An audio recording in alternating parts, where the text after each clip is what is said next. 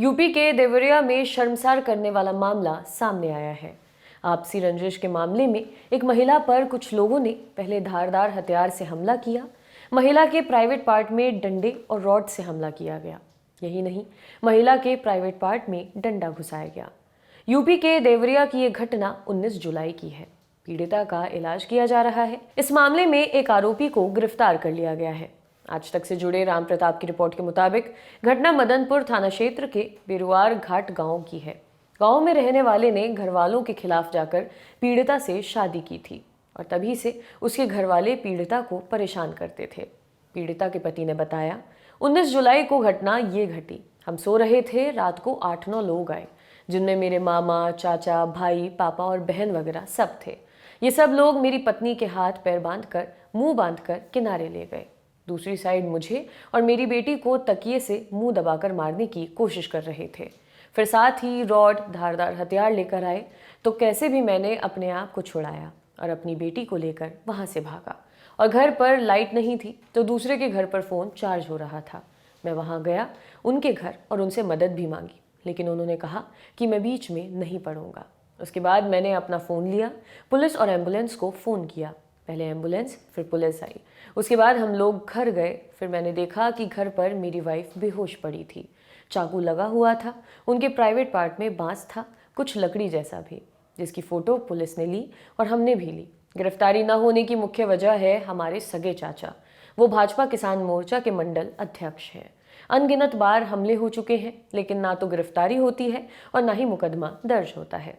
उनकी वजह से प्रशासन पर दबाव है। इन आरोपों पर पीड़ित के चाचा और बीजेपी की तरफ से अब तक कोई भी बयान नहीं आया है। पीड़िता के पति ने आगे कहा, मैं राजपूत बिरादरी से हूँ और मेरी वाइफ धूबी है। वो दिल्ली की रहने वाली है और हमने शादी हरिद्वार में की थी और गुड़गांव में रहते थे। मेरे परिवार वाले शुरू से ही चाहते थे कि मैं दूसरी जाति की लड़की से शादी ना करूं और वो हमेशा से ये चाहते थे कि मैं अपनी वाइफ को छोड़ दूं और उनके हिसाब से शादी कर लूं। ये काफ़ी लंबे समय से चल रहा था और ये लोग हर हालत में हमें अलग करना चाहते थे।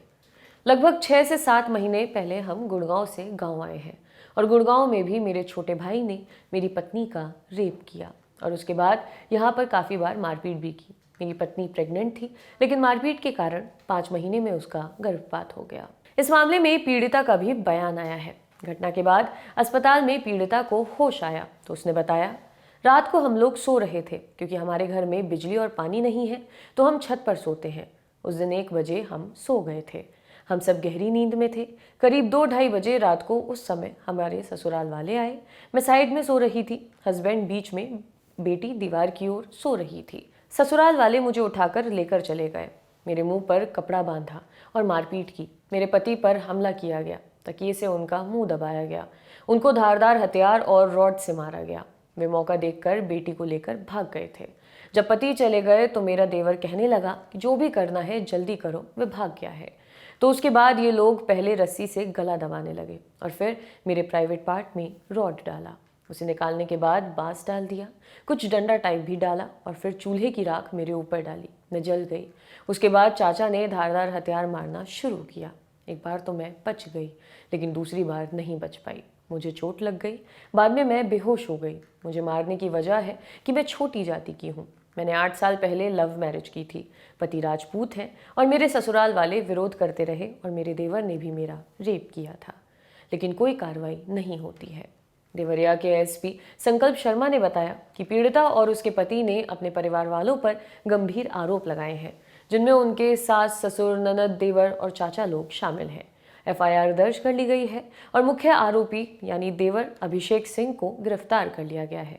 आगे की जांच हो रही है। शुक्रिया।